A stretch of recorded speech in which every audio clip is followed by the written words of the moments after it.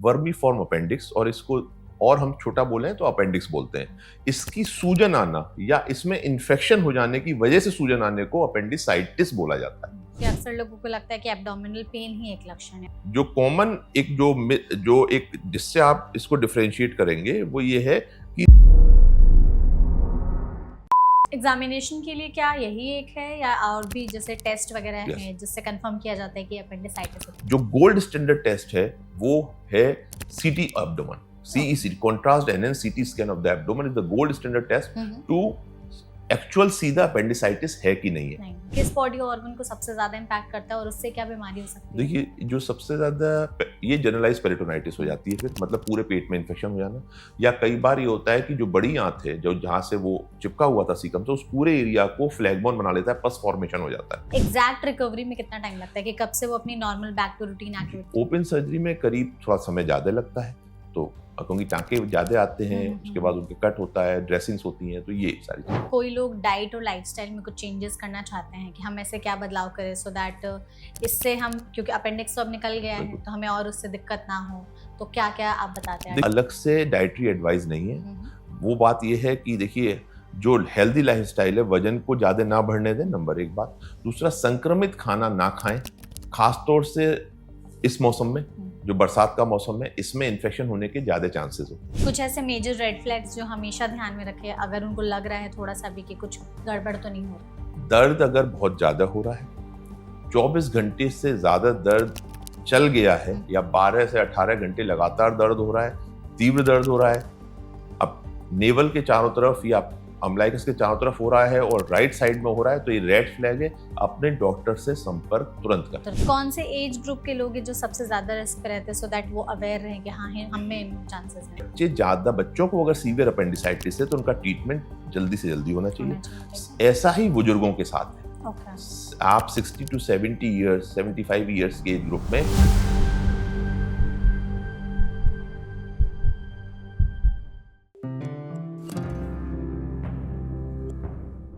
Appendicitis ये एक ऐसी प्रॉब्लम है जिसमें अपेंडिक्स में इन्फ्लेमेशन हो जाता है, जिसकी वजह से कई बार बहुत ज़्यादा कॉम्प्लिकेशंस बढ़ जाते हैं। हालांकि अगर लोगों ने इसको लंबे समय तक इग्नोर किया तो ऐसी प्रॉब्लम भी आ जाती है जिसमें अपेंडिक्स रप्चर हो जाता है, जो कई बार इन्फेक्शन स्प्रेड होने का एक मेजर कारण बन जाता है, जिसकी वजह से कई बार अपेंडिक्स निकालना पड़ता है और उसकी वजह से अदर ऑर्गन्स भी इन्वॉल्व हो जाते हैं।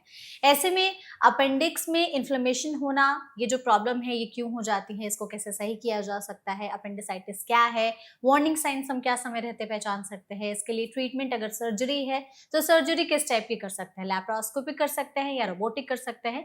अगर आपके मन में भी ये तमाम सवाल है तो आप एकदम सही जगह पर आए हैं। आज के सेशन में हम इसी टॉपिक पर विस्तार से जानने और समझने की कोशिश करेंगे, जिसके लिए हमारे साथ इस सेशन में जुड़े हुए हैं डॉक्टर आशीष गौतम, जो कि प्रिंसिपल डायरेक्टर है लैप्रोस्कोपिक और robotic surgery department max hospitals में। तो डॉक्टर, सेशन में सबसे पहले तो आपका बहुत बहुत स्वागत है। Thank you so much doctor, हमारे साथ जुड़ने के लिए। और हम कोशिश करेंगे आपके जरिए हमारी ऑडियंस तक इस टॉपिक के बारे में उनको सही इन्फॉर्मेशन पहुंचा सके। सबसे पहले प्लीज एक मिथ क्लियर करिए कि लोगों के मन में ये धारणा है कि अपेंडिक्स हो गया, एक्चुअल में appendicitis is a problem, appendix is an organ.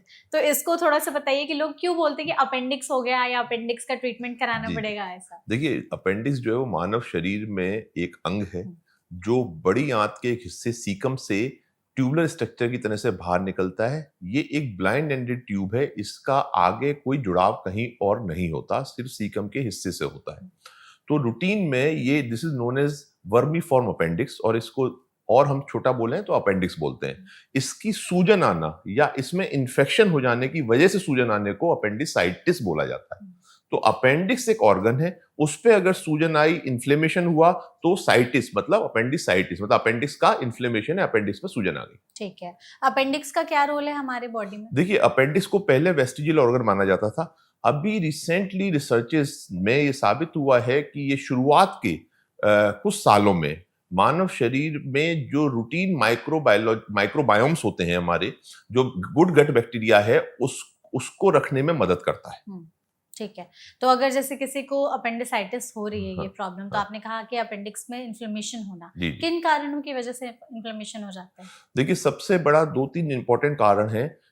इसका बेसिक पैथोफिजियोलॉजी जो है वो अपेंडिसाइटिस होने का लुमिनल ऑब्स्ट्रक्शन, मतलब किसी वजह से अपेंडिक्स के अंदर रुकावट आ गई, मतलब वो फूली क्यों, क्योंकि उसमें लिम्फोइड टिश्यू होता है। अब लिम्फोइड टिश्यू या तो खाना फंस गया वहां जाके, जिसको हम फीकोलिथ बोलते हैं। Fecolith infection is one of the most common cause of appendicitis, खाना जाके फंस गया। दूसरा होता है कई बार, जैसे स्पेशली इन रेनी सीजन, जो ऐसा फूड है जिसमें जो संक्रमित है या जो खराब खाना खा लिया किसी ने और पेट गड़बड़ हुआ, तो उसकी वजह से इन्फेक्शन होता है। इन्फेक्शन की वजह से जो लिम्फोइड टिश्यू हैं वो फूल जाते हैं उसके अंदर, और उसमें लुमिनल ऑब्स्ट्रक्शन, मतलब उसके अंदरूनी हिस्से में रुकावट आ जाती है। तो इसकी वजह से भी अपेंडिसाइटिस होती है। तो ये दोनों मेजर कॉजेज हैं। कुछ एक रेयर सर्कमस्टेंसेस में अपेंडिक्स के ट्यूमर होते हैं, वो एक और कॉज है जिसकी वजह से वो फूल जाती है। बट द मेन जो दो कॉजेज हैं वो है फीकोलिथ इंफेक्शन, मतलब खाना फंस जाना, और इन्फेक्शन की वजह से लुमिनल ऑब्स्ट्रक्शन, मतलब अंदरूनी भाग में उसमें रुकावट आ जाना। That leads to appendicitis. इसके कुछ ऐसे लक्षण भी है जो हम समझ सकते हैं, क्योंकि अक्सर लोगों को लगता है कि एब्डोमिनल पेन ही एक लक्षण है। हाँ, और भी कुछ ऐसे? बिल्कुल, देखिए सबसे पहला लक्षण ये बात जरूर है कि अपेंडिक्स में सबसे पहला लक्षण दर्द होता है। वो दर्द को कहां पर है वो इंपॉर्टेंट है। पहले शुरुआत में नाभि के चारों तरफ या अम्बलाइकस के चारों तरफ होता है, इसको हम पेरी अम्बलाइकल पेन बोलते हैं। उसके बाद ये इकट्ठा हो जाता है आपके राइट साइड में, मतलब पेट के निचले दाएं हिस्से में ये इकट्ठा हो जाता है। दूसरा सिम्टम जो है, जो इसको प्रिसीड करता है, जो इसको पेन जो होता है, हमेशा ज्यादातर केसेस में ये पाया गया है कि दर्द पहले आता है और उल्टी बाद में आती है। अच्छा। जो कॉमन एक जिससे आप इसको डिफरेंशिएट करेंगे वो ये है कि दर्द पहले आएगा, उल्टी बाद में आएगी।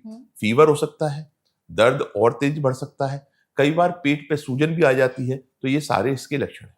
ये क्या अर्ली साइंस है? और yes, early sign is the pain. Then you have the decrease appetite, मतलब भूख ना लगना होता है, आपको एक बीमारी जैसी फीलिंग आनी शुरू होती है, बुखार आ सकता है, और कई बार उल्टी होती है। अच्छा, इसमें अगर ये लक्षण किसी को दिखाई दे रहे हैं तो हम कैसे समझे कि ये अपेंडिसाइटिस के ही लक्षण है? क्योंकि अक्सर जो आपने बताया वो किसी और बीमारी से भी मिलते जुलते। बिल्कुल, बहुत ही अच्छा सवाल है। देखिए, 2-3 मुख्य कारण हैं, मुख्य लक्षण हैं जिनसे आप इसको थोड़ा सा डिफरेंशिएट कर सकते हैं।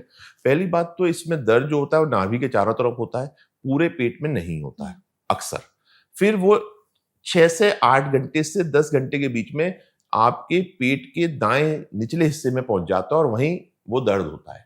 दूसरी बात जो इंपॉर्टेंट एस्पेक्ट है बाकी चीजों पे ध्यान देने का, कि इसमें जैसे फूड पॉइजनिंग, आप उससे एक कॉमन सिम्टम है जिससे आप उसको कोरिलेट करते हैं, उसमें हमेशा यूज ऐसा पाया गया है कि उल्टी जो है वो पहले आती है। अच्छा। दर्द से पहले। इसमें दर्द पहले होता है, उल्टी बाद में आती है। ये एक मेजर डिफरेंस है।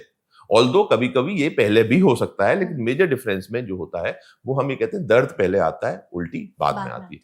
दूसरा जो एक डिफरेंशिएट करने का है बाकी कॉमन पेन से, वो ये है कि pain centred around the right side of the abdomen, मतलब पेट के निचले हिस्से में होगा।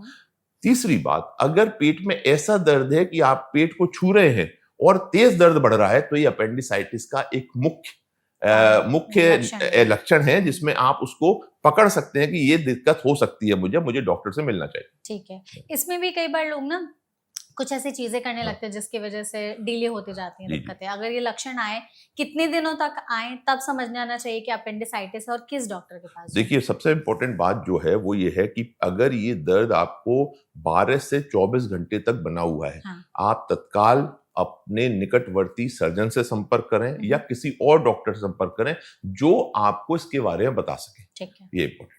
इसमें अगर हम डॉक्टर के पास जाते हैं, तो अगर डॉक्टर के सामने कोई पेशेंट आता है, आपके सामने भी आपका कोई मरीज आता है, क्या आप हिस्ट्री लेते हैं उनसे? हाँ। कि किस तरह से दर्द हो रहा है, क्या हो रहा है, खाने में दिक्कत, ओवरऑल आप क्या पूछते हैं? देखिए, सबसे पहले पूछा जाता है कि आपके दर्द किस तरफ है, तो वो बताते हैं नाभि की तरफ या नीचे की तरफ, नंबर 1। नंबर 2, आपने क्या अभी ये दर्द कब से शुरू हुआ है? तो यूजुअली ये एक्यूट ऑनसेट पेन होते हैं, ये लंबे नहीं चल रहे होते हैं, ये क्रोनिक डिजीज नहीं है। हाँ। तो ये जो है इससे डिफरेंशिएट हो जाता है कि ये अपेंडिसाइटिस हो सकती है। दूसरा कारण, क्यों क्रोनिक डिजीज नहीं, ये लंबे वाले पेन नहीं होते, दर्द 1 या 2 दिन की हिस्ट्री होती है, दैट इज इट। तो ये इंपॉर्टेंट पार्ट है हिस्ट्री में। देन हम जाते हैं एग्जामिनेशन, उसके एग्जामिनेशन बात करें, और एग्जामिनेशन से पहले अगर हम उसके लक्षणों की बात करते हैं तो वो हमेशा मरीज ये बताता है कि 2 दिन से दर्द हुआ, बहुत तेज था, और दर्द अब सहन नहीं हो रहा, तो इसमें अपेंडिसाइटिस एक मुख्य कारण हो सकता है। तीसरा इंपॉर्टेंट साइन है, अगर हम एग्जामिनेशन पे जाएंगे तो जब भी एग्जामिन करेंगे तो पेट के दाएं हिस्से में अगर आप दबाएंगे तो इसको रिबाउंड टेंडरनेस बोलते हैं, जिससे दबाएंगे तो मरीज को तीव्रतम दर्द होता है। तो ये एक इसका मुख्य तरीका है जांचने का, इसका हिस्ट्री एंड एग्जामिनेशन से। एग्जामिनेशन के लिए क्या यही एक है या और भी जैसे टेस्ट वगैरह हैं जिससे कंफर्म किया जाता है कि अपेंडिसाइटिस है? देखिए, अपेंडिसाइटिस में मुख्यतः 2 या 3 बेसिक टेस्ट हैं जो होने चाहिए।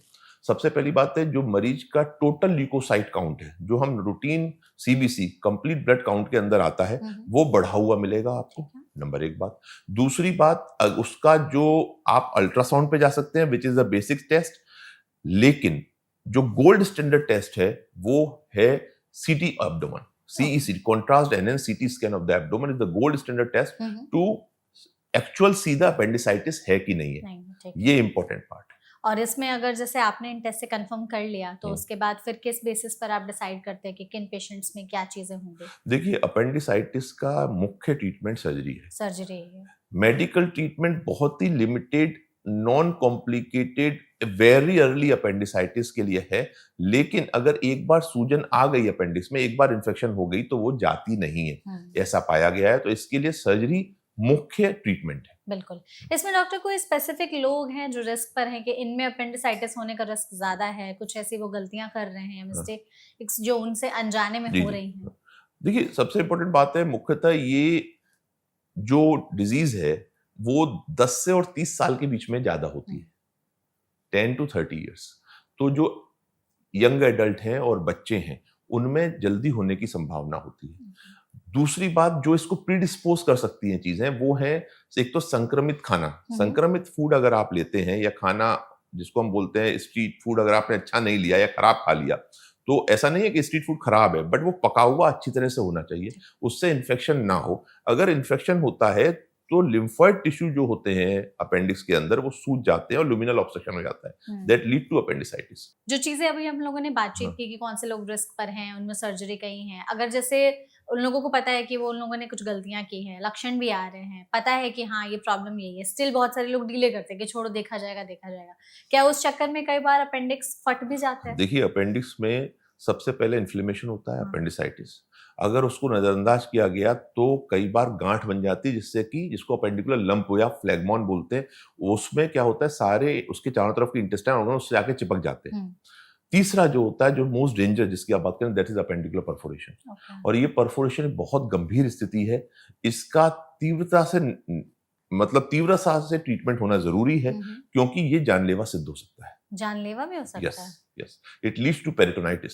और ये पता कैसे चलेगा कि अपेंडिक्स फट गया है, रप्चर हो गया? देखिए, जैसा मैंने बताया, सबसे पहले बेसिक एक ultrasound, common routine blood test में TLC, लेकिन फटने का पता जो सबसे ज्यादा लगेगा वो CT स्कैन एब्डोमेन से पता लगेगा। ओके, सिम्टम्स भी आते हैं? सिम्टम्स भी आते हैं। अभी तक तो देखिए, दर्द आपका सिर्फ एक तरफ था, राइट साइड में, पूरे पेट में दर्द होना शुरू हो जाएगा, क्योंकि वो जनरलाइज पेरिटोनाइटिस हो जाएगी, या फिर उस हिस्से पे सूजन अत्यधिक आ जाएगी जिससे फुलाव महसूस होगा। बाहर से भी अगर आप पेट को टच करेंगे तो ये एक्सट्रीम कंडीशन है कि उसमें एक आपको लंप या एक गांठ सी महसूस होगी, वो हो सकता है कि अपेंडिक्स फट के चारों तरफ चिपक गई हो। ओके, तो इससे डॉक्टर तो इन्फेक्शन स्प्रेड होने का भी रिस्क रहता है? बहुत ज्यादा स्प्रेड होता है, तो इसलिए उसको डिले बिल्कुल ना करें, तुरंत डॉक्टर को दिखाएं और तुरंत ट्रीटमेंट शुरू करें। इसमें अगर जैसे अपेंडिक्स रप्चर हो गया और इन्फेक्शन अलग अलग बॉडी ऑर्गन्स में फैल गया, किस बॉडी ऑर्गन को सबसे ज्यादा इम्पैक्ट करता है और उससे क्या बीमारी हो सकती है? देखिए, जो सबसे ज्यादा ये जनरलाइज पेरिटोनाइटिस हो जाती है, फिर मतलब पूरे पेट में इन्फेक्शन हो जाना, या कई बार ये होता है कि जो बड़ी आंत है, जो जहां से वो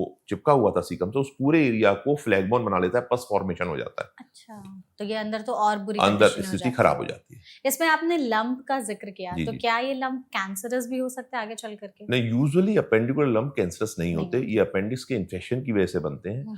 केवल कुछ ट्यूमर्स जो पाए गए हैं उनमें फिर मरीज को इतना दर्द नहीं होता, अपेंडिकुलर ट्यूमर्स में हल्का दर्द होता है, लेकिन गांठ बनती है। अच्छा। उसको वो दोनों में डिफरेंशिएशन हो जाता है। ठीक है। अच्छा, आपने जैसे कहा कि हमें पता चलता है कि अपेंडिक्स में इन्फ्लेमेशन हो गया, तो कोई साइज होता है अपेंडिक्स का जिससे वो बढ़ जाता है, इन्फ्लेम्ड हो जाता है, तब हम कंसीडर करते हैं? रूटीन जो अपेंडिक्स है वो हमारी 6 to 7 सेंटीमीटर की होती है, and it may be 8 depending upon the person to person ethnicity के ऊपर। लेकिन अगर इससे ज्यादा बढ़ गई है, उस पे सूजन आ गई है, चारों तरफ के स्ट्रक्चर पे वो आपस में चिपक रहे हैं, तो ये रेडियोलॉजिकल साइन है कि ये अपेंडिसाइटिस है। हो सकता है। हाँ। अब इसके अगर ट्रीटमेंट पर आते हैं हम, तो क्या कुछ है चांसेस कि दवाइयों से ट्रीट हो सकता है या अल्टीमेटली सर्जरी इज द देखिए, लास्ट ऑप्शन? अपेंडिसाइटिस का प्राइमरी ट्रीटमेंट सर्जिकल ही है। सर्जरी है। कुछ अनकॉम्प्लिकेटेड, बिल्कुल बेसिक माइल्ड में ये पाया गया है कि कुछ समय के मेडिकल ट्रीटमेंट से वो बेहतर होती है, लेकिन दोबारा उसके होने का खतरा बढ़ जाता है। बढ़ जाता है। अगर हम सर्जरी की बात करते हैं Okay. तो ज्यादातर लोगों को पता है कि 3 तरीके की सर्जरी आ गई है, एक ओपन हो गया, एक लैप्रोस्कोपिक हो गया या फिर रोबोटिक हो गया। तीनों में क्या डिफरेंस है, पहले ये बताइए। देखिए, ओपन सर्जरी ट्रेडिशनल मेथड है, पुराना मेथड है, जिसमें चीरा लगा के सर्जरी की जाती थी। उसके बाद लेकिन उसके जो इश्यूज हैं वो ये हैं कि सर्जरी के बाद इन्फेक्शन होना, देर से आराम आना और इसके खतरे बढ़े रहते हैं क्योंकि लंबा चीरा आता है पेट के अंदर। तो उसमें समय लगता है, मरीज के काम पे लौटने में समय लगता है और इन्फेक्शन होने का खतरा ज्यादा होता है। दूसरा आता है लेप्रोस्कोपिक, या जिसको दूरबीन विधि सर्जरी बोलते हैं। ये एक स्टैंडर्ड ट्रीटमेंट है। अपेंडिसेक्टमी के लिए लेप्रोस्कोपी का ट्रीटमेंट बहुत सालों से हो रहा है। तो लेप्रोस्कोपी द्वारा अपेंडेक्टमी बहुत सालों से हो रही है। मरीज की जल्दी छुट्टी होती है और डिसेक्शन बेटर होता है। ठीक है। अब हम आते हैं रोबोटिक पे, जो सबसे इंपॉर्टेंट और सबसे नई विधा तकनीक है आई है, सर्जरी हाँ। की। Robotic surgery has been found, या मैं इसको मानता हूं, ये बहुत ही एडवांस मिनिमल इन्वेजिव, मतलब करीब करीब नाक के बराबर दर्द देने वाली और नाक के बराबर ब्लड लॉस करने वाली विधि है सर्जरी की। ओके। हम एट मैक्स पीपीजी पटपड़गंज में रोबोटिक अपेंडेक्टमी लगातार करते हैं। जो भी ऐसे मरीज आते हैं और वो तैयार होते हैं सर्जरी के लिए, तो उनकी रोबोटिक अपेंडेक्टमी करते हैं। बहुत अच्छी विधा है, इससे बहुत जल्दी मरीज को आराम आता है, छुट्टी अगले दिन हो जाती है और नाक के बराबर ब्लड लॉस होता है। जो तीनों सर्जरीज आपने हमें बताई, तो इसमें जो ओपन वाली है, ये बहुत सालों से की जी, जा रही है। जी। तो कई बार लोगों को ना ये जो नई सर्जरीज हाँ, हैं, रोबोटिक हो हाँ। गया, तो इसमें घबराहट होती है जी, कि जी। नई है तो जी, हमें जी। इसका आइडिया नहीं जी, है जी, जी। ज्यादा, हम तो जी, अपनी जी। ट्रेडिशनल सर्जरी जी, पर ही जी, जी। जाएंगे। हाँ, हाँ। ऐसे पेशेंट्स आते हैं आपके जी, पास? बिल्कुल आते हैं। वो कहते हैं, सब हमारे तो भाई की चीरे वाली सर्जरी हुई थी, हमें यही कराई। फिर हमें उनको बताना पड़ता है। देखिए, मरीज बहुत समझदार होते हैं, व्यक्ति बहुत समझदार होते हैं। अगर आप उनको सही डायरेक्शन देंगे और उनको बताएंगे इसके फायदे क्या हैं, तो robotic and laparoscopic surgery are better than open surgery. तो अगर आपको पेशेंट को बताना हो कि हाँ। आपको लैप्रोस्कोपिक लेना है या रोबोटिक हाँ। लेना है, आप कैसे डिसाइड करते हैं? देखिए, डिपेंड ये करता है कि हम रोबोटिक को इसलिए प्रेफर करते हैं कि उसमें विजुअलाइजेशन बेटर है। हाँ। डिसेक्शन, क्योंकि आपको दिखता ज्यादा है तो बेटर डिसेक्शन होता है। हम्म। अपेंडिकुलर का जो स्टंप होता है उसका लाइगेशन बेटर होता है। तो ये, और दूसरी बात, मरीज के लिए जो इंपॉर्टेंट एस्पेक्ट है, उसका जल्दी अस्पताल से छुट्टी हो जाना, ना के बराबर ब्लड लॉस होना और पेन कम होना, ये तीनों उसके लिए बेनिफिट है। हाँ। तो इसलिए मरीज तैयार होते हैं और वो रोबोटिक सर्जरी कराते हैं। एक बार आप हमें तीनों सर्जरी का पूरा प्रोसेस बता देते हाँ, हैं कि हाँ। एडमिशन कैसे जी, होता जी। है, कितने देर की सर्जरी जी, होती जी, है, जी। फिर छुट्टी कब हो जाती है, रिकवरी में कितना टाइम जी। लगता है? देखिए, जैसे मरीज आता है और ही डिमांड्स फॉर ओपन सर्जरी, तो ओपन सर्जरी होती है। ओपन में चीरा लग के सर्जरी होती है। अब उसके बाद पोस्ट ऑप में मरीज आता है और उसके बाद उसकी 2 या 3 दिन बाद छुट्टी हो जाती तो है। चीरे में क्या अपेंडिक्स निकाल लिया चीरे जाता है? चीरे के द्वारा अपेंडिक्स में, देखिए, अपेंडेक्टमी का मतलब है अपेंडिक्स को निकालना। अब ओके। चाहे हम उसको चीरे वाली सर्जरी से करें, चाहे हम दूरबीन वाली सर्जरी से करें, चाहे हम रोबोटिक करें, हाँ।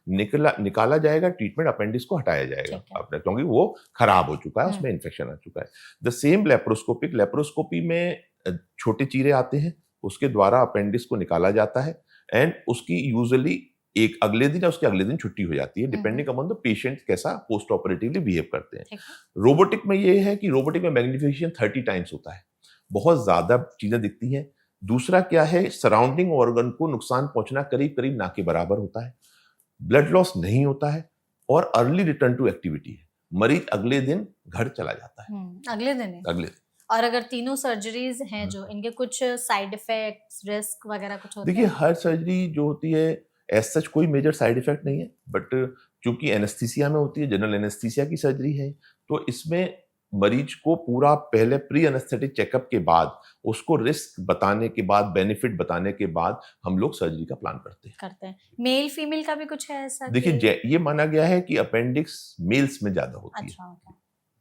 इसमें अगर सर्जरी हो गई, इसके बाद आपने पेशेंट को बता दिया कि घर जा सकते हैं आप, एग्जैक्ट रिकवरी में कितना टाइम लगता है कि कब से वो अपनी normal back to routine activity शुरू कर यूजली सकता है? लेप्रोस्कोपिक एंड रोबोटिक सर्जरी में मरीज 1 हफ्ते बाद अपना ऑफिस आराम से ज्वाइन कर सकता है और early depending upon two person. Person open surgery में करीब थोड़ा समय ज़्यादा लगता है, तो क्योंकि टाँके ज़्यादा आते हैं, उसके बाद उनके कट होता है, ड्रेसिंग्स होती हैं, तो ये सारी चीज़ें। और फॉलो अप के लिए भी आना पड़ता है? फॉलो अप के लिए यस, 2 बार हम लोग फॉलो अप के लिए बुलाते हैं। ठीक है। हर प्लान, चाहे वो रोबोटिक हो, चाहे ओपन हो, लैप्रोस्कोपिक हो, लेकिन ओपन में थोड़ा ज़्यादा बार आना पड़ता है। ओके। और कुछ ऐसा है कि आप मना कर देते हैं कि सर्जरी के बाद कुछ समय तक ये एक्टिविटीज आप अवॉइड करिए, ना करिए, जिससे देखिए प्रेशर पड़े? हाँ, देखिए ऐसा है कि ओपन सर्जरी में तो ऑब्वियसली मना करते हैं, क्योंकि chances of hernia are there. Hernia होने यस, का? क्योंकि जो चीरे वाला हिस्सा होता है, उसमें अगर इन्फेक्शन हो गया तो वहाँ हर्निया बनने की संभावना होती है। अच्छा। रोबोटिक एंड लैप्रोस्कोपिक सर्जरीज में यूजुअली ये हमारे लिए या मरीज के लिए बैरियर नहीं होते। वो 10 दिन बाद अपनी फिजिकल एक्टिविटी शुरू कर सकते हैं। Major physical activity, routine activity तो हम नेक्स्ट डे से शुरू कराते हैं। ठीक है, ओके।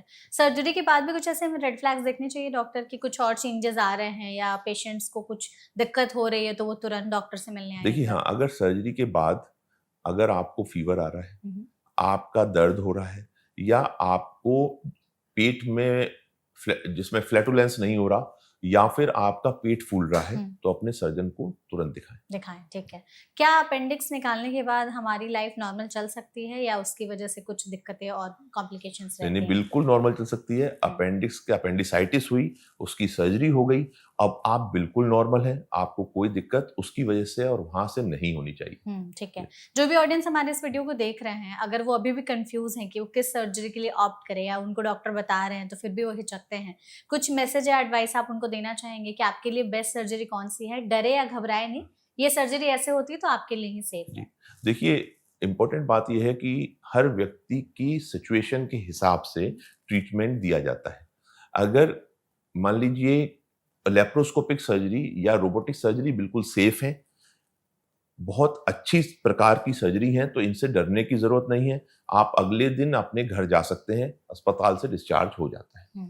इसमें अगर कोई लोग डाइट और लाइफस्टाइल में कुछ चेंजेस करना चाहते हैं कि हम ऐसे क्या बदलाव करें सो दैट इससे हम, क्योंकि अपेंडिक्स तो अब निकल गया है तो हमें और उससे दिक्कत ना हो, तो क्या क्या आप बताते हैं? देखिए, कोई अलग से डाइटरी एडवाइस नहीं है। वो बात ये है कि देखिए, जो हेल्दी लाइफस्टाइल है, वजन को ज्यादा ना बढ़ने दें, नंबर 1 बात। दूसरा, संक्रमित खाना ना खाएं, खास तौर से इस मौसम में, जो बरसात का मौसम है, इसमें इन्फेक्शन होने के ज्यादा चांसेस होते हैं। राइट। एक और चीज डॉक्टर की, क्या कॉन्स्टिपेशन से कोई लिंक है अपेंडिसाइटिस का, कि अगर कॉन्स्टिपेशन हो गया आफ्टर सर्जरी तो वो प्रेशर पड़ के और दिक्कत बढ़ा सकता है? नहीं, ऐसा कुछ नहीं है, लेकिन हाँ, कॉन्स्टिपेशन को अवॉइड जरूर करना चाहिए। पानी ज्यादा पिए, और अगर आपको कोई बहुत ज्यादा कॉन्स्टिपेशन है तो दवाई आती हैं जिनसे आपका कॉन्स्टिपेशन सुधरता है। तो अभी तक हम लोगों ने जो बात की अपेंडिसाइटिस पर, हम चाहते हैं कि आप कुछ ऐसे टिप्स एडवाइस जरूर दें हमारी ऑडियंस को, कि अगर वो चाहते हैं कि ये प्रॉब्लम उनको हो ही ना, उनका अपेंडिक्स सही चले, कि आगे चलकर निकालने की नौबत ही ना आए, तो क्या आप लाइफस्टाइल चेंजेस, डाइटरी चेंजेस बोलेंगे उनको करने के लिए? देखिए, सबसे इंपॉर्टेंट है कि आप एक हेल्दी लाइफस्टाइल है। हेल्दी लाइफस्टाइल में मेरे कहने का मतलब है कि जो भी खाना आप खाते हैं वो अच्छी तरह से पका हुआ हो, वो साफ सुथरा हो, सोर्स पता हो आपको, और तब उसका उपयोग करें। जरूरत से ज्यादा बिंज ईटिंग ना करें। बिंज ईटिंग का मतलब है कि पेट को बिल्कुल इतना फुल ना करें, तो जिससे कि इंटेस्टिनल रूटीन में जो पेट गड़बड़ होता है वो ना हो। क्योंकि पेट गड़बड़ से भी क्या होता है कि अपेंडिक्स में इन्फ्लेमेशन आ सकता है, क्योंकि ल्यूमिनल ब्लॉक होता है जब लिम्फोइड टिश्यू सूज जाता है। तो ये 2-3 चीजें हैं। रेगुलर अपना व्यायाम करें, अच्छी डाइट लें, तो ये संभव है कि आप थोड़ा कम इंसिडेंस होगा आपके साथ अपेंडिसाइटिस होने का। कुछ ऐसे मेजर रेड फ्लैग्स जो हमेशा ध्यान में रखें अगर उनको लग रहा है थोड़ा सा भी कि कुछ गड़बड़ तो नहीं हो रही है? देखिए, सबसे इंपॉर्टेंट बात उसके लिए ये है कि दर्द अगर बहुत ज्यादा हो रहा है, 24 घंटे से ज्यादा दर्द चल गया है, या 12 से 18 घंटे लगातार दर्द हो रहा है, तीव्र दर्द हो रहा है, अब नेवल के चारों तरफ या अम्बलाइकस के चारों तरफ हो रहा है और राइट साइड में हो रहा है, तो ये रेड फ्लैग है। अपने डॉक्टर से संपर्क तुरंत करें। इसमें आपने शुरू में कहा था कि कई बार इससे जान जाने का खतरा भी रहता है, तो अगर हमने अपेंडिसाइटिस को लंबे समय तक इग्नोर किया, तो कब ऐसी कंडीशन बन जाती है कि इंसान की मौत हो सकती है? देखिए, मैं इसको इस तरह से लेता हूं कि अगर मान लीजिए अपेंडिक्स रप्चर हो गया और रप्चर होने के बाद जनरलाइज पेरिटोनाइटिस हो गई, तो ये खतरा होता है। मतलब जैसे पूरे पेट में पस भर गया। अच्छा। और ये नेग्लेक्टेड एंड कॉम्प्लिकेटेड अपेंडिसाइटिस हो गई, तब ये खतरे बढ़ते हैं।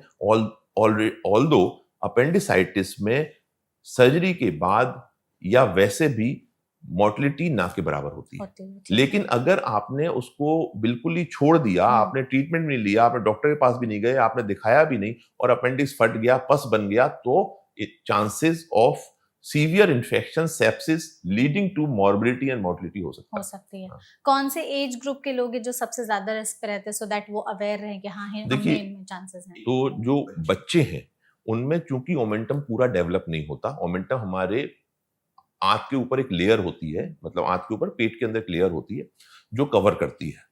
तो और वो एक तरह से इन्फेक्शन को एक जगह उसके चारों तरफ चिपक के उसको इंजेक्शन को एक इन्फेक्शन को एक जगह रखती है। तो उस वजह से बच्चों को अगर सीवियर अपेंडिसाइटिस है तो उनका ट्रीटमेंट जल्दी से जल्दी होना होना चाहिए। चाहिए। ऐसा ही बुजुर्गों के साथ है। ओके। आप 60 टू 70 इयर्स 75 इयर्स के एज ग्रुप में, क्योंकि उनके पास जो है वो रिजर्व्स कम होते हैं बॉडी में, इन्फेक्शन से लड़ने की ताकत कम होती है, तो उनमें भी ख्याल रखना है। अगर तीव्र पेट दर्द हो रहा है तो डॉक्टर को जरूर दिखाना चाहिए। इसमें हमें एक बार ये भी बता दीजिए डॉक्टर कि अगर जिन लोगों को ये प्रॉब्लम डिटेक्ट हो गई है कि उनको अपेंडिसाइटिस है, बट वो सर्जरी से कतरा रहे हैं कि नहीं पता नहीं कैसे होगा क्या होगा, क्योंकि हमारे इंडिया में थोड़ा सा सर्जरी का नाम सुन के लोग घबराने लगते हैं। क्या एडवांसमेंट्स आ गई हैं सर्जरी में, आपके लिए कितनी बेनिफिशियल है, इसमें पेशेंट्स के लिए क्या अच्छा है, क्या नई तकनीक आ गई है, सो दैट अगर अपेंडिसाइटिस है तो वो सर्जरी से ना डरे? बिल्कुल। देखिए, पहली बात तो इसको कंफर्म करें, दर्द को पहले अपेंडिसाइटिस को कंफर्म करें। स्पेशली अगर ऐसा लग रहा है कि अल्ट्रासाउंड क्लियर नहीं है तो सीटी स्कैन कराना जरूरी है, उससे क्लियर हो जाएगा अपेंडिसाइटिस हुई है कि नहीं हुई है। और दूसरी बात, surgery are very safe these days. अब रोबोटिक एंड लेप्रोस्कोपिक सर्जरी होती है। रोबोटिक सर्जरी बहुत प्रिसाइज सर्जरी है, आसपास के टिश्यू को क्षतिग्रस्त होने का खतरा ना के बराबर होता है, बहुत जल्दी मरीज की छुट्टी हो जाती है। ये सारी सर्जरी जनरल एनेस्थीसिया में होती हैं, तो इसलिए परेशान होने की जरूरत नहीं है कि आपको दर्द होगा। आपको दर्द ड्यूरिंग सर्जरी कुछ भी नहीं, आपको पता ही नहीं चलेगा और अगले दिन आपका डिस्चार्ज हो जाएगा। बिल्कुल, मतलब इतनी कोई ऐसी बहुत ज्यादा नहीं, ओपन सर्जरी की तरह कॉम्प्लिकेशंस नहीं है। ओपन सर्जरी की तरह से परेशानियां नहीं है, जिसमें उसमें ब्लड लॉस और दूसरी बात इन्फेक्शन होने का सबसे बड़ा खतरा, क्योंकि आप इन्फेक्टेड ऑर्गन आप हटा रहे हैं, तो जब इन्फेक्टेड ऑर्गन आप हटा रहे हैं और वहीं से हटा रहे हैं जिस चीरे से आपने चीरा दिया है, तो उस चीरे के इन्फेक्शन होने के, उस जगह के इन्फेक्शन होने की संभावना बढ़ जाती है। बिल्कुल। बस एक final go to home message आप हमारी ऑडियंस के लिए जरूर बता दें कि अपेंडिक्स का क्या रोल है और अपेंडिसाइटिस क्यों हो जाता है, जिससे हमें खुद को बचा करके रखना है लंबे समय। एक चीज और मैं आपको बताना चाहता हूँ कि प्रेग्नेंट महिलाओं में, जो प्रेग्नेंट हैं उनमें खासतौर से ध्यान रखना है, अगर दर्द तेज हो रहा है पेट के अंदर तो डॉक्टर को जरूर दिखाएं। अच्छा, इंपॉर्टेंट बात यह है कि गर्भवती महिलाओं में सीटी स्कैन नहीं किया जाता। उनमें या तो अल्ट्रासाउंड करा जाएगा और फिर अल्ट्रासाउंड से भी पिक नहीं हो रही चीजें, रूटीन ब्लड टेस्ट से पिक नहीं हो रही, दर्द लगातार बना हुआ है, तो एमआरआई विदाउट गैंडोलिनियम किया जाता है। अच्छा, ठीक है, तो MRI is a better technique, क्योंकि प्रेग्नेंट महिलाओं में सीटी स्कैन रेडिएशन नहीं जा सकता है। ठीक है, तो वो इस चीज का ध्यान रखें। दर्द हो रहा है तो डॉक्टर को जरूर दिखाएं, क्योंकि सिम्टम्स कई बार मास्क हो जाते हैं। बिल्कुल। और कोई एक final go to home message? एक चीज ये है कि देखिए, सबसे इंपॉर्टेंट बात यह है कि अगर दर्द हो रहा है, तीव्र हो रहा है, तो नजरअंदाज ना करें, अपने डॉक्टर से जरूर मिलें, बेसिक टेस्ट करा के वो आपको बता देंगे। आपको सलाह लेनी है तो आप अपने सर्जन से सलाह लें, ये जरूरी है। हेल्दी लाइफस्टाइल अपनाएं, खासतौर से बिंज ईटिंग से बचें, है ना, और संक्रमित फूड से बचें, ये इंपॉर्टेंट। बिल्कुल, यही चीजें अगर हम ध्यान में रखते हैं तो अपेंडिसाइटिस से हम बहुत लंबे समय तक बच करके रह सकते हैं। Thank you so much doctor, हमारे साथ इस सेशन में जुड़ने के लिए और इस टॉपिक पर जानकारी हमारे साथ साझा करने के लिए। आई होप आपने इस सेशन को एंजॉय किया। Thank you and thank you so much audience इस वीडियो को यहाँ तक देखने के लिए। अगर आपके मन में अपेंडिसाइटिस से रिलेटेड या अपेंडिक्स ऑर्गन से रिलेटेड कोई और सवाल हैं तो आप कमेंट सेक्शन के जरिए हमसे पूछ सकते हैं। हम पूरी कोशिश करेंगे एक्सपर्ट के जरिए उन सभी सवालों के जवाब देने के। आप ये भी चाहते हैं कि हम अगला टॉपिक इस पर बनाएं तो उसके सजेशंस भी आप कमेंट बॉक्स में दे सकते हैं। ऐसे और भी वीडियोस के लिए देखते रहिए और सब्सक्राइब करिए एनबीटी लाइफ को। Thank you.